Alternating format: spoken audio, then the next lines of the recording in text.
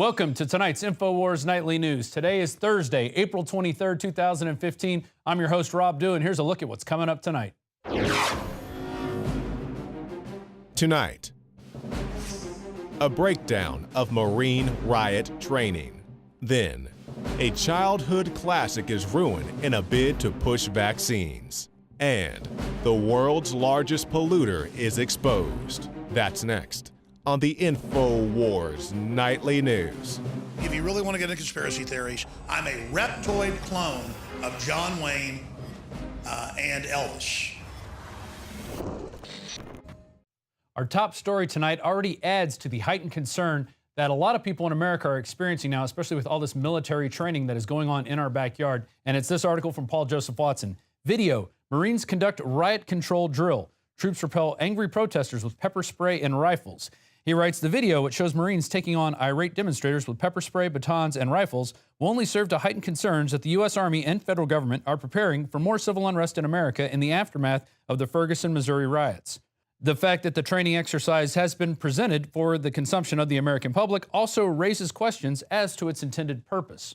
And now we're going to go to the accompanying video report produced by Next News Network's Gary Franchi. And when we get back, I want to talk about some movies he's produced in the past which show how this has been building up to the point that we're getting to today. And we're going to have Staff Sergeant Joe Biggs, retired, in here to talk about some other developments that have happened with Jade Helms. So stay tuned.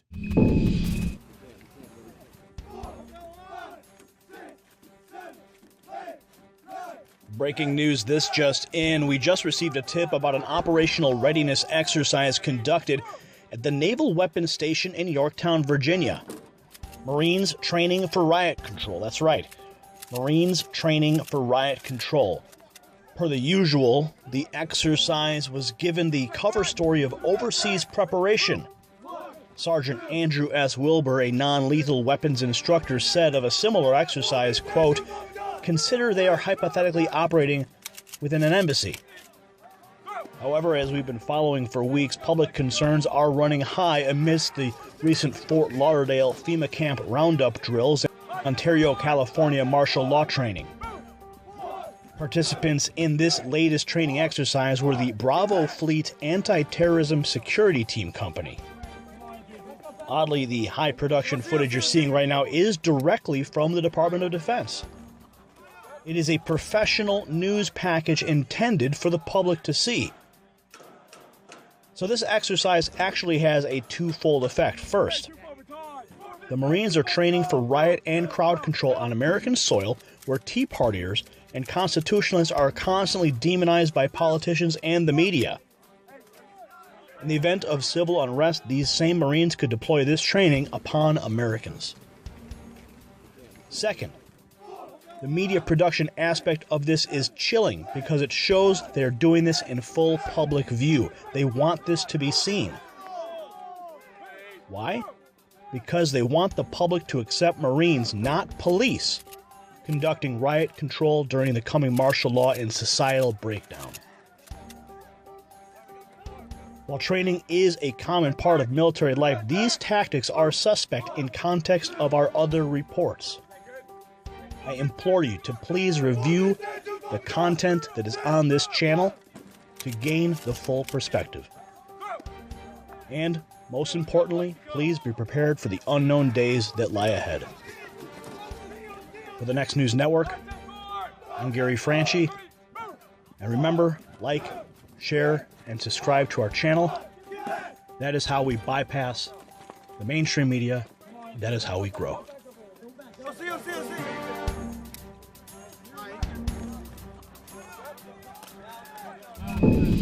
And if you go back to where the original video was posted on one of our government paid for, public paid for websites, you can see where they say, well, you know, this is to train the Marines if something breaks out in an embassy. And but as we've shown time and time before, we've shown plenty of footage of Army and Marines even training here on American soil, National Guard. It doesn't stop. The training is continuing here. They always say you train where you're going to fight. We've seen the cities over in Virginia at Camp AP Hill, Fort AP Hill, where they actually built a city with American signage and a mosque and a church and a soccer field. All this stuff is being done for us. And I'd like to call your attention to some videos that we put out a long time ago we actually didn't put this one out, but William Lewis, the guy who was narrating the video we just played, put out Camp FEMA. That was, Gary Franchi with William Lewis, put out Camp FEMA, American Lockdown, Enemy of the State, Camp FEMA Part 2. And then myself with Jason Douglas and Alex Jones put out Police State 4, The Rise of FEMA, just showing the incrementalism that's going on here in our country with the buildup of these FEMA camps that now people are saying are Walmarts, but I'm not so sure about that. But joining me to answer the questions about this Marine drill and a few other drills is my good buddy here, Joe Biggs, who's actually been in, or you saw the riots break out in Ferguson with the people starting to throw stuff at the police and the shots heard and all that other goodness. What do you think after watching this video, just the raw footage, not with the narration? Well, there is some truth to the fact that they do that training for embassies because 9 times out of 10, they're going to have a squad of Marines guarding those embassies. So that makes sense. But just like earlier when Paul Joseph Watson and David Knight were speaking, there's double meaning behind training. It's not always just as crystal clear as it seems like we're using this only for this one thing. Well, they're using it for that as well, but they're also training to condition people here to get used to doing it on American soil. And that's what you have to focus on. And all these people who call us tinfoil, nut jobs, whatever, that's the angle they look at only, is the fact that, yes, it is training that's useful for embassy protection. But at the same time, if you go read the documents, it shows you that there's a double use for foreign and domestic as well. It looks like a three-way conditioning. You're training them for an embassy situation here in America, and then you're training the American public by putting this out to Americans and saying, hey, look at what we're doing.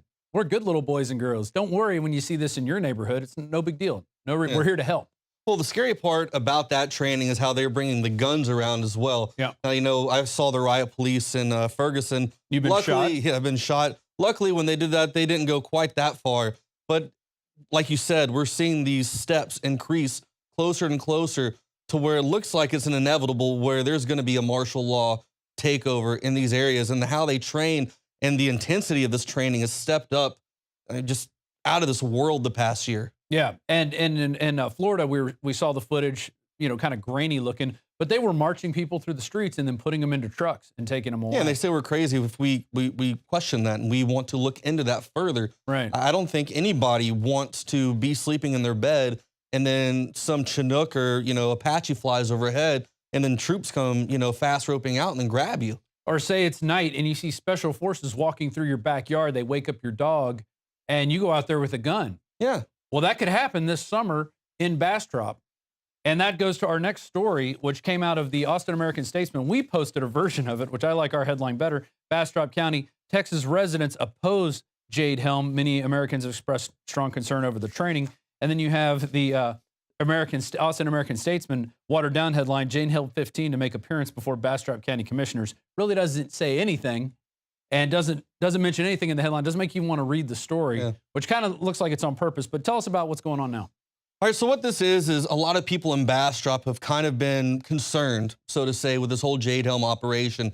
And we're based out of Austin right here. Bastrop's our next door neighbors.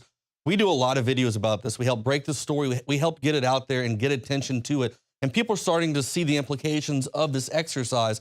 And luckily, there's a lot of people in Bastrop who are kind of saying, hey, I'm not quite sure, I'm not convinced of your narrative that you've given out about what it is you're really going to be doing, because they said these special operations soldiers will be in civilian attire, driving civilian vehicles, doing suspicious activity. So that's something that's unknown that we're not going to know about. Now we know there's a lot of these ex-special forces guys who are going to do a counter Jade Helm. But this right here is a good opportunity, I think.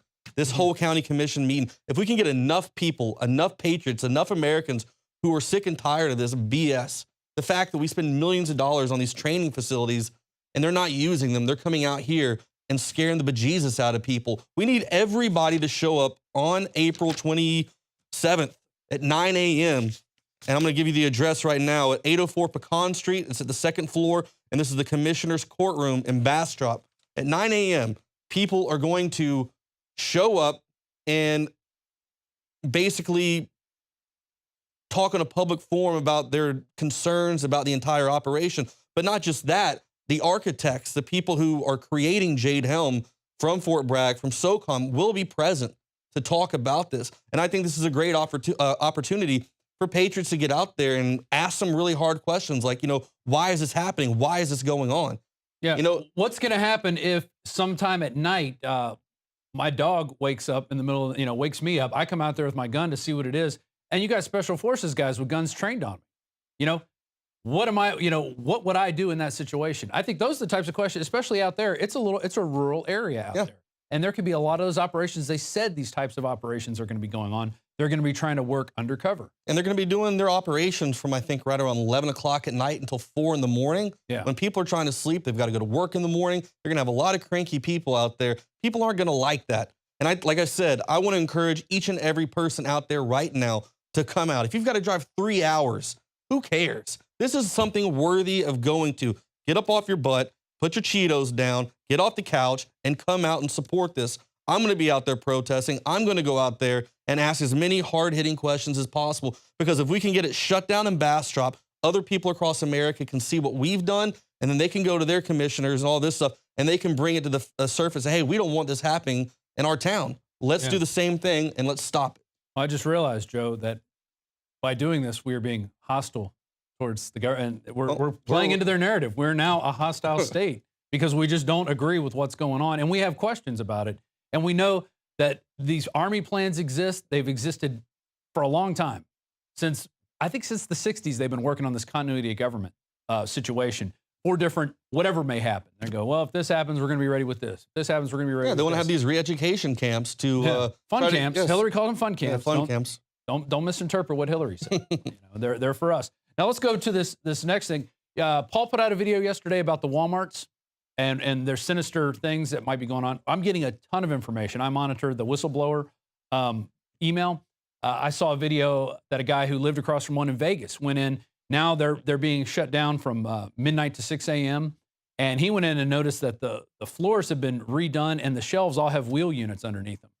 And he's saying, wow, this is weird. This has never happened before. He talks to a guy out front and said, yeah, he agreed with everything that he had observed, agreed with him. He doesn't know why it's being done either. People have been sending you information. What's your take on the whole Walmart thing?